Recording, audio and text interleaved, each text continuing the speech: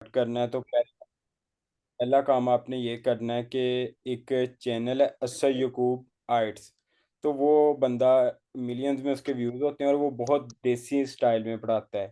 तो आपने आर्ट्स में 4 मॉड्यूल होते हैं, तो पहले लिसनिंग की ना अस्सर यकूब की वीडियोस देखना शुरू कर देनी है। अगर आपको समझ ना लगे कि पहले नंबर पे कौन सी देखनी है दूसरे पे कौन सी, तो जो भी आपके आपने लिख देना है अस्सर यकूब आर्ट्स कंप्लीट लिसनिंग वीडियो, तो वो पूरा पेपर सॉल्व करेगा। अब आपने वो थोड़ा बहुत आपको 5 को वीडियो देख के अंदाज़ा हो गया, फिर आपने अपने वो बुक स्टोर पे जाना है और आपने उससे लेनी है arts book academic book 11 to book 17 ले आनी है। उस हर बुक पे 4 प्रीवियस टेस्ट होते हैं। आपने अब निकाला लिसनिंग का बुक 11 का टेस्ट 1 निकाला और यूट्यूब पे गए तो आपने लिखना है कि arts book 11 listening test 1। Audio चलने लग पड़ेगी, आपने सॉल्व किया 40 में से उसको नंबर दिए चाहे 10 भी आ गए। फिर आप बुक के एंड पे जाएंगे तो वो ट्रांसक्रिप्ट लिखी होगी, तो आपने देखना है कि आपने क्या सोच के गलत लगाया था। तो इस तरह करके आपकी प्रैक्टिस होगी। फिर अक्सर बच्चों को इशू आता है रीडिंग में, तो रीडिंग का क्या होता है कि टाइम मैनेजमेंट बहुत ज़रूरी होती है। वो भी एस यूट्यूब की वीडियोस देखें, वो बताएगा कि किस तरह आपने स्किम रीडिंग करनी होती है, तेज़ी से पढ़ना होता है, तेज़ी से पॉइंट आउट करना होता है। फिर आपकी रीडिंग तब बेहतर होगी जब आपके चाहे 40 में से 10 नंबर भी आए हैं लेकिन जो 30 गलत हुए हैं, आप गूगल पे जाएं, अब वहाँ पे लिखें कि arts book 11 reading test 2 answers with explanation. तो वो आपके पास खुल के आ जाएगा कि ये आंसर इसका ये है और इसकी रीज़न ये है कि इसका क्यों आंसर ये है। तो जब आप क्यों पे पहुंचेंगे ना, तो आपकी वो मिस्टेक्स कम होती जाएंगी। इसी तरह आर्ट्स की राइटिंग पे अगर आ जाते हैं, तो आर्ट्स की राइटिंग पे एक चैनल है आर्ट्स राइटिंग अप। तो उस पे सिर्फ 6 को वीडियोस हैं, उसने बड़ा एनिमेशन के साथ बताया हुआ है। और आर्ट्स की जो राइटिंग है वो बेसिकली फॉर्मेट की गेम है, कि अगर आप फॉर्मेट को फॉलो करते हैं कि पहला पैराग्राफ इंट्रोडक्शन का, फिर ऐसे आपके अच्छे मार्क्स आ जाते हैं। आर्ट्स बेसिकली क्या है, प्रैक्टिस है। आप किसी एकेडमी में भी प्रिपरेशन करने जाओगे, बस ये होगा कि उन्होंने भी आपको वही टेस्ट देने हैं प्रिंट करवा के, जो आप बुक्स ले लेते हो ना प्रीवियस पेपर की। बस ये होता है कि आप उधर एक क्लास में जाके बैठोगे तो वो आपसे ले लिया करेंगे। घर अब आप लेजी हो जाओगे तो आप करते नहीं हो। लेकिन अगर आपकी डिटर्मिनेशन पक्की है और आपने जब भी ऑडियो सुननी शुरू करनी है, सारी टेस्टों की ऑडियो यूट्यूब पे पड़ी है, तो आपने ऐसे रूम में बैठना है कि जहाँ पे आपको कोई डिस्टर्ब ना करे, क्योंकि उधर भी टेस्ट चल गया तो फिर चलता जाना है। अब बच्चे क्या करते हैं कि प्रैक्टिस करना स्टार्ट करते हैं, एक ब्लैंक गुजरती है ना, उनको पता नहीं, वो कहते हैं हमें तो मतलब ये तो नहीं ना इंग्लिश नहीं आती है तो वैसे गुजरी है, वो पीछे कर लेते हैं। हालांकि उधर भी एक गुजरती है, आपके माइंड में वो चल रही होती है, अगली भी गुजर जाती है, अगली भी गुजर जाती है, तो आपने इस चीज़ को रोकना है। तो आपने उन्हीं सिचुएशन को इधर भी अपने प्रैक्टिस में भी जब फॉलो करोगे तो आपका बहुत ज़्यादा अच्छा स्कोर आएगा। और ये जोन सा कि मिस्टेक से बार बार सीखना, उधर जोन सा होता है ना कि लिसनिंग बहुत इजी होती है लेकिन वो डिस्ट्रैक्ट करते हैं। लाइक वो अगर दो बार लोग गुफ्तगू कर रहे हैं तो वो कहेगा कि व्हाट इज़ योर एड्रेस, वो फिर एक एड्रेस बताएगा, आप समझोगे एड्रेस ये, आप लिखना शुरू कर दोगे। लेकिन वो साथ कहेगा no this is the not the wrong one, new one is that.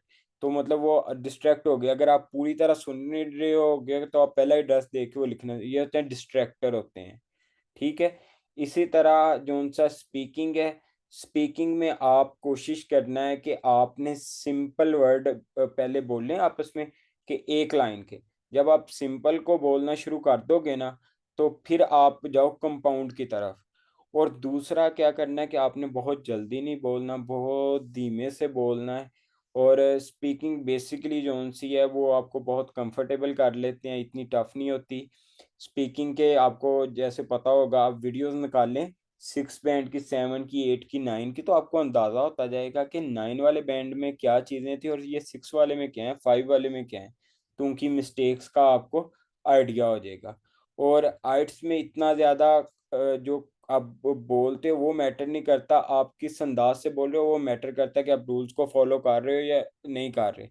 अगर वो आपसे स्पीक कर रहा है और पूछ रहा है कि अच्छी मूवी के लिए एक्टिंग ज़रूरी है या मतलब स्टोरी लाइन ज़रूरी है, तो आप उसको अगर कह भी दो ना कि दोनों नहीं ज़रूरी हैं, लेकिन को अच्छे अंदाज में और प्रॉपर ग्रामर के साथ, तो उसको आपकी थॉट से लेना देना नहीं है। उसको ये है कि वो आपकी बात को समझ पा रहा है, आप फ्लुएंट हो, आपकी ग्रामेटिकल मिस्टेक्स नहीं है। तो ये इस तरह करके जो बुक 11 to 17 है, अगर आप उसके हर बुक के चारों टेस्ट कंप्लीट कर लेते हो, और हमेशा एक बात जो लास्ट में मैं आपको बताऊंगा याद रखनी है आपने, कि जब आपका प्रैक्टिस में स्कोर 33 से ऊपर चले जाए, लिसनिंग का भी और रीडिंग का भी, ये नहीं कि एक आधी दफ़ा आ गया, ऐसे नहीं, वो रहे ही इससे ऊपर, फिर आप आइट्स को बुक कर सकते हो। अगर अभी आपका स्कोर 28 29 और कभी कभार 32 33 34 पे जाता है, तो फिर आपने पैसे ज़ाया नहीं करने, आपका डिजायर्ड स्कोर नहीं आएगा। अब आपका कोई भी क्वेश्चन है आइट्स के रिलेटेड तो आप जल्दी से कर सकते हैं, ताकि हम वाइंड अप करते हैं, क्योंकि कनाडा में काफ़ी लेट हो गई है, तो आप पूछ सकते हैं। ये मेरा डॉक्टर साहब बस एक क्वेश्चन है, आप क्या सजेस्ट करेंगे डीवीएम वाले लोगों को आइल्स का प्रिपेयर करना चाहिए 9th 10th सेमेस्टर में या डिग्री के बाद करना चाहिए? डॉक्टर साहब ये 2 साल के लिए वैलिड रहता है, तो इसका ये है कि आप ऐसा फन जो उनसे ना, उससे यकूब की इतनी वो मज़े से पढ़ाता है ना, कि आप उसको वैसे भी सुन के ना आप बोर नहीं होगे। तो एक मॉड्यूल को पकड़ें, तैयार कर लिया, तो जहाँ पे एक बच्चा, जैसे अब ये बच्चे जिनकी डिग्री कंप्लीट हो गई है, तो इनके पास तो एक डेडलाइन है, दिसंबर तक कंप्लीट करना है। तो ये तो चलें एक फॉलो, बाकी जो अभी जो चौथे साल हैं या तीसरे साल हैं, तो वो एक एक मॉड्यूल को ना फन के तौर पे लिया करें। तो वो अभी उनको टेस्ट करने की कोई ज़रूरत नहीं, लेकिन वो उससे यूज टू हो जाए, उसकी वीडियोस को बार बार देखा करें, उसके छोटे छोटे क्लिप्स होते हैं कि वो ऐसे करेगा, एमसीक्यूज वाला जैसे है, तो वो आप भी ऐसे कहोगे कौन सा आंसर होगा, तो आपको ऐसे फन लगता है, जैसे आप केबीसी भी वैसे ही कौन बनेगा करोड़पति, कोई इंटरेस्ट नहीं होगा, लेकिन बंदे की क्यूरियोसिटी उठती है कि ये चार ऑप्शंस हैं, इसका कौन सा आंसर होगा। तो इसी तरह देखने की आदत डालेंगे, एक तो जब आइट्स को यूट्यूब पे लाएंगे, तो यूट्यूब वैसी चीजें और भी दिखाएगा इन्हें, तो इनकी वो भी लर्निंग जो सी है वो ठीक होगी। मेरी ये सजेशन है, अगर कोई स्टूडेंट सुन रहा हो या अगर कोई स्टूडेंट तक पहुंचा सके, तो डीवीएम 7 8 सेमेस्टर में आपको जस्ट वीडियोस देखनी शुरू कर देनी चाहिए, लोगों से बातें करनी शुरू कर देनी चाहिए कि आइल्स क्या है, कैसे होता है।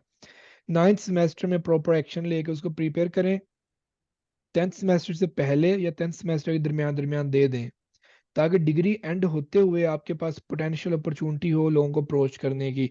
आप ईमेल करें कि प्रोफेसर को कि मैंने 3 माह बाद ग्रेजुएट हो जाना है, आपके पास कोई प्रोजेक्ट 3 माह बाद आए तो मुझे उसके लिए कंसिडर करिएगा, मेरे पास पब्लिकेशंस हैं बैचलर्स में, आइल्स मौजूद है मेरे पास, रिसर्च एक्सपीरियंस मेरे पास मौजूद है, मैंने समर में हेल्प की थी टीचर्स की, और मैंने रिव्यू आर्टिकल पब्लिश किया हुआ है, और मेरी कम्युनिकेशन स्किल्स अच्छी है, मैंने सोसाइटीज़ में काम किया हुआ है, वॉलंटियर मैंने किया हुआ है, ये वो सारी बातें।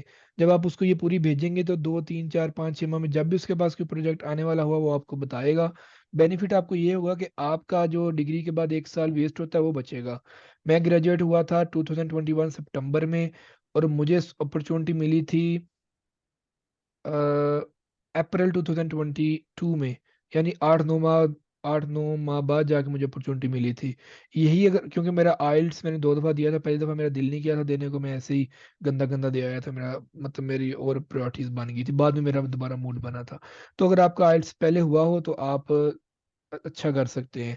एनीवे इस स्टेज पे भी अगर आपकी प्रायोरिटी आइल्स है तो मेरी ये सजेशन होती है कि सारे काम छोड़ दें, फोकस करें 1 माह के लिए और आइल्स को कर दें। अगर आप फोकस नहीं करेंगे, आप कह रहे हो जी मेरे 5.5 बैंड है, मैं इसके साथ भी स्कॉलरशिप ढूंढ लूंगा, या मैंने आइल्स किया ही नहीं है मैं फिर भी स्कॉलरशिप ढूंढ लूंगा, साथ में आइल्स कर भी रहा हूँ, तो आइल्स भी नहीं होता, मिलता भी कुछ नहीं है।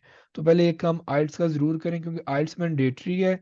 जो पब्लिकेशन है, जो सीजीपी, जो पब्लिकेशन है, कम्युनिकेशन स्किल है, जो एक्स्ट्रा चीज़ें, ये सपोर्ट है, लेकिन आइल्स और सीजीपीए 3 से ऊपर होना मैंडेटरी है। और ज़्यादातर जो अच्छे स्कॉलरशिप्स हैं उनकी डेडलाइन जनवरी फरवरी होती है, तो दिसंबर तक आपके पास आइल्स होना चाहिए, जैसे डॉक्टर साहब कह रहे हैं कि दिसंबर डेडलाइन होनी चाहिए, इससे आगे आइल्स को ना लेके जाएं, और अच्छी तैयारी करके एक दफ़ा ही दें। ठीक है, आई होप डॉक्टर साहब आइल्स भी हमने कुछ टच कर ली है। आपने कैसे प्रिपेयर किया था, कैसे कैसे क्या क्या आपको स्ट्रगल्स थी कैसे? डॉक्टर साहब मैंने जो सा सबसे पहले यही यूट्यूब के चैनल असयकूब को सुना, और एक आइट्स E2 था उसको सुना, तो मैं मॉड्यूल वाइज लेके चला, कि सबसे पहले तो मुझे पहले दिन मैं बुक्स तो ले आया, मुझे समझ ना आए कि ये क्या रीडिंग है, तो कुछ भी नहीं, ना लिसनिंग की समझ आए। तो फिर मैंने लिसनिंग का एक टेस्ट किया, तो मेरे नंबर उसमें शायद आए 16 40 में से। तो फिर मैंने कहा कि वो मुझे चैनल का पता चला, तो वो देखा। उसके बाद मेरा स्कोर चले गया 28 पे। तो मुझे लगा कि मेरे एमसीक्यूज गलत हो रहे हैं लिसनिंग में और मैप्स गलत हो रहे हैं। तो फिर मैंने असद यकूब की जितनी मैप्स की वीडियोस थी वो निकाली। तो मुझे पता चला कि जैसे ही मैप आए सबसे पहले बड़ा बड़ा नॉर्थ लिख देना, साउथ, ताकि आपको जैसे ही वो बात शुरू करे पता चले north, in the north, the road from school, कि आप बिल्कुल उधर पहुंच जाओ। तो जहाँ पे इतना बड़ा मैप है आप इधर आ जाओ। तो वो जब मैंने इसकी टिप्स को फॉलो किया और ज़्यादा अच्छा। फिर जो भी मेरी गलती होती थी, मैं चाहे जितना मर्जी टाइम लगता था, मैं दोबारा ऑडियो को उधर लेके जाके दोबारा सुनता था और देखता था कि मैंने क्यों इसको गलत किया। फिर उसका वो जो वर्डिंग होती थी ट्रांसक्रिप्ट वो भी पढ़ता था, कि ताकि मुझे पता चले कि मैंने क्या समझा था और ये निकला क्या है। तो और दूसरा, जितने आपके मार्क्स, मेरे हमेशा प्रैक्टिस में मार्क्स लिसनिंग में 37 38 आते थे, और उधर जाके मेरा इतना ज़्यादा दिल धड़क रहा था क्योंकि मैं अपने पैसों से जो आइट्स कर रहा था। तो वो बहुत ज़्यादा प्रेशर होता है उधर। तो ये आपने देखना है कि उधर मेरे फिर 35 ठीक हुए थे। तो आपके वो जो उनसा परफॉर्मेंस है वो कम होती है। तो इस या चीज़ को आपने ना माइंड में रखना है कि वहाँ पे काफ़ी ज़्यादा आप नर्वस होते हो, क्योंकि आपको पता है कि जो होना है वो इसी लम्हे में होना है। और अगर एक आपका गलत हुआ तो वो फिर लाइन चल जानी है, क्योंकि वो आपके माइंड से निकलना नहीं है। ये आपने बस प्रैक्टिस करनी है। और बहुत सारे मैंने बच्चे देखे हैं कि उनकी सीजीपीए बहुत कम होती हैं डॉक्टर साहब, ये मैंने देखा अपनी क्लास में। और उनका आर्ट्स का स्कोर बहुत हाई है, और जो हमारे अच्छे सीजीपीए वाले थे वो मतलब स्ट्रगल कर रहे हैं आर्ट्स में। तो ये जो प्रैक्टिस करेगा वो अच्छे मार्क्स ले लेगा। जी, बिल्कुल सही बात है। ये प्रैक्टिस पे डिपेंड करता है, आपके फोकस पे। और मैं ये भी सजेस्ट करता होता हूँ कि आप एक ऑनलाइन टीचर हायर करें जो डेली आपको आधा घंटा आपके साथ स्पीकिंग करे और फीडबैक बेस स्पीकिंग करे। यानी जो गलतियां आपने आज की हैं वो नोट करे, वो आपको बताए कल दोबारा जब आप स्पीकिंग करो, वो बताए कि ये गलतियां रिपीट हुई हैं या नहीं हुई, ताकि वीकली बेस पे और डेली बेस पे आपके अंदर कुछ ना कुछ इम्प्रूवमेंट्स आती रहें। सो टीचर रख लेना बेहतर है। ओके। यस। डॉक्टर साहब, यहाँ पे आप ये बताना पसंद करेंगे कि आपका ओवरऑल खर्चा कितना हुआ था? सॉरी क्वेश्चन लेट आया, लेकिन बता दें ताकि कोई डॉक्टर साहब पूछे तो। ये कह लें कि 19 लाख मैंने फीस पे की पूरे साल की। और इसमें अगर आप दूसरी फीस थोड़ी सी होती है वो हेल्थ वगैरह की और बाकी चीज़ों की, वो मिला लें तो ये कह लें कि 20.20 लाख बन जाती है। 20.20 लाख, या चलें 20 लाख लगा लें। 22 लाख का मैंने अकाउंट खुलवाया है इधर। वो उसको 20.20 लाख वो है जो हाथ से चला गया, चले आपका गया, नहीं रहा। नहीं बाईस रहा। लाख जो ब्लॉक्ड है वो आपका ही है अभी। हाँ, वो इधर मेरे पास आना शुरू हो गया है। तो उसको अगर आपने अंदर काउंट करना है तो वो बच्चों आपकी मर्जी है। तो उसको डॉक्टर साहब करना है काउंट या नहीं करना? नहीं, उसको नहीं अभी करना। चले उसको जो नहीं हाथ कर। से चले गए हैं वो। वो अच्छा, ये 20 लाख हो गया। 20 लाख के बाद 37,500 का मेडिकल, और 50,000 का अगर आप आइट्स लगा लो, और बाकी 7,000 कचहरी में जो डॉक्यूमेंट बने, 1,000 का FRC, 500 का पुलिस का एक्टर सर्टिफिकेट, लाख रुपया इसका लगा लें इन चीज़ों का। ये हो गया आपका 21 लाख। 21 लाख के बाद $235 जो उनसे मेरे हैं वो लगे इसके अप्लाई करने के, वीज़ा अप्लाई करने के। जो कि मेरे हाल से 70 को 60,000 होगा। ये कर लें। और बाकी जो उनसा है कि टिकट जोन सी मेरी हुई थी, वो हुई थी 3,70,000 की। ये टिकट जोन सी होती है, डिफरेंट होती है डिफरेंट टाइम में। और जितने टाइम में, अब मैंने ऐसे भी बच्चे देखे हैं जिन्होंने 7 लाख की भी करवाई है। और अब जो बच्चे अक्टूबर में आ रहे हैं वो 2,80,000 में आ रहे हैं। तो ये टोटली डिफरेंट सीन है, ये तब आप सीख लोगे। अभी इसकी टेंशन नहीं है। तो ये 21 22 22 को लाख और टिकट का डाल के आप कह सकते हो कि मेरा 25 को लाख डर सब जो है ना वो लग गया है। 25 लाख हाथ से चला गया है 1 साल का। और 22 लाख आपने वैसे दिया, 25 22 47। और 5 10 2 3 लाख ऐसे वैसे लग जाता है शॉपिंग वगैरह में। सो ओवरऑल आप 50 लाख माइनस करके आए हैं पाकिस्तान से। तकरीबन डॉक्टर साहब, लेकिन ये है कि ये बस इन्वेस्टमेंट है। ये। और मैं बच्चों को एक बात बताता हूँ कि जब मैंने पहले दिन बात की थी ना कि मैंने बाहर जाना है, तो मुझे किसी ने सपोर्ट नहीं था किया। और ना ही इस तरह पेरेंट्स के हालात हैं आजकल पाकिस्तान के हालातों में, कि वो इतना बड़ा आपको, आप कहें कि मैंने बाहर जाना है और कहें 100 बिस्मिल्लाह बेटा जो मर्जी। हाँ। लेकिन मैंने क्या किया कि जॉब की, मैं 20,000 पे जॉब करता था। और डॉक्टर साहब को पता है कि वो कितनी मुश्किल जॉब होती है वंडा बेचना। और वो मैं बाइक पे सुबह निकलना और मेरा जो भी वो उसका 20 मिलना, मैं ट्यूशन साथ पढ़ानी, ट्यूशन से अपना खर्चा चलाना और वो 20 मैंने रखना। मैंने आर्ट्स किया, मैंने अच्छा स्कोर लेके दिखाया तो वो घर वालों को वाह। उम्मीद बनी।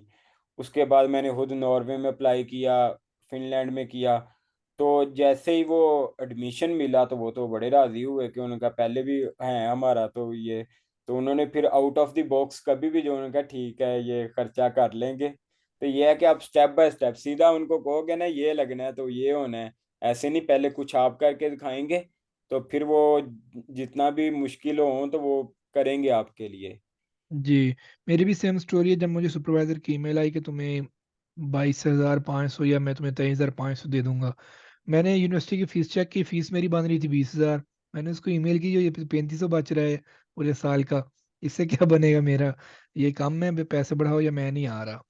तो उसने, मैंने कहा मेरी कंडीशन नहीं, मैं नहीं कर सकता। तो उसकी रिप्लाई आया कि मेरे पास यही है, अगर हो सकता है तो बिस्मिल्लाह, नहीं हो सकता तो मुझे बता देना, एक दिन के अंदर अंदर मैं फिर सोच लूंगा।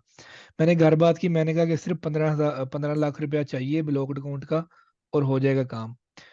मैंने कहा प्लाट प्लूट बेचते हैं, कुछ करते हैं। तो घर वालों ने कहा एक दो दिन सोचते हैं। एनी अब्बू कहते नहीं तुम कर दो। मैंने फिर उसे ईमेल कर दी कि मैंने आना है। तो जिस दिन मैं मेडिकल करवा के आया, उस दिन मुझे उसकी ईमेल आई कि मेडिकल के हमने प्रोजेक्ट अगले साल पे शिफ्ट कर दिया है, 6 माह डिले कर दिए। 6 माह।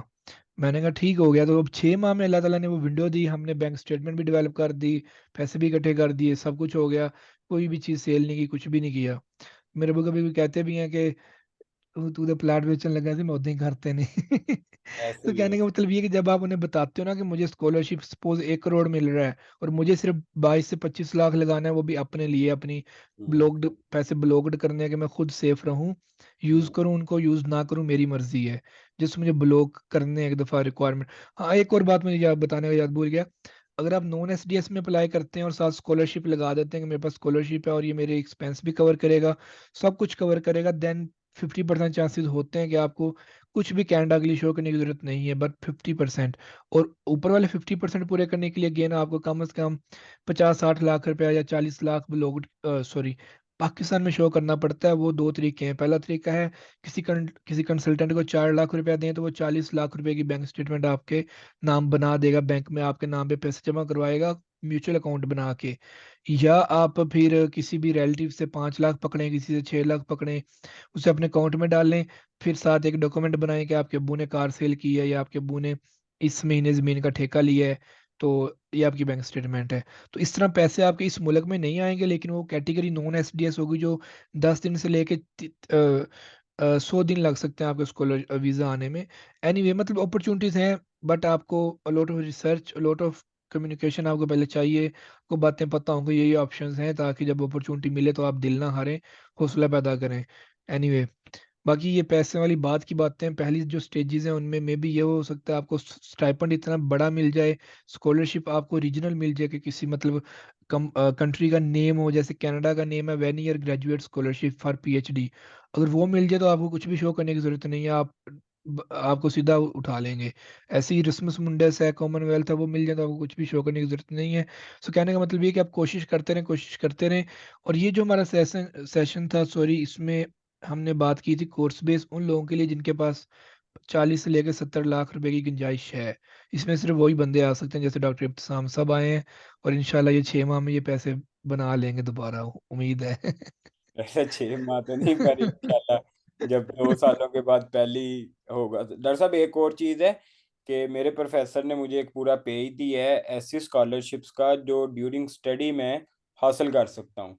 तो ये भी आपके पास ऑप्शन, लेकिन उसके लिए ग्रेड्स मुझे यहाँ पे बहुत अच्छे रखने पड़ेंगे। तो ये भी ऑप्शन मेरे पास है कि एक तो होती है ना स्कॉलरशिप लेके आते हैं, एक इनकी इधर वाली स्कॉलरशिप्स भी होती हैं कि अगर आप इधर अच्छा परफॉर्म करते हैं, अच्छे मार्क्स लेते हैं, तो जैसे पोल्ट्री की बहुत सारी कंपनीज हैं जो कहते हैं कि हम एक बच्चे को पढ़ाएंगे, तो अगर टीचर वो जो उनसे है वो जिसको देना चाहिए, तो इस तरह के भी ऑप्शन जो खुलते हैं, लेकिन वो हाईली कंपेटिटिव होते हैं। जी, इसमें ये होता है कि इन कोर्स स्कॉलरशिप होते हैं, जब आप कुछ कोर्स इनरोल करते हैं उस टाइम वो स्कॉलरशिप आते हैं।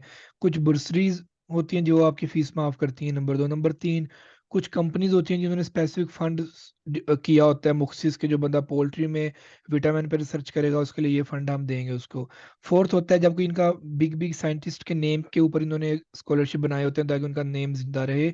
सो वो मिल सकती है लेकिन गारंटी नहीं है। अगेन हम वही बात करेंगे, उनको ऑप्शन पे रखें बट बैकअप पे पैसा होना चाहिए आपके पास। सो बिल्कुल। आइल्स के अंदर हमने और भी बातें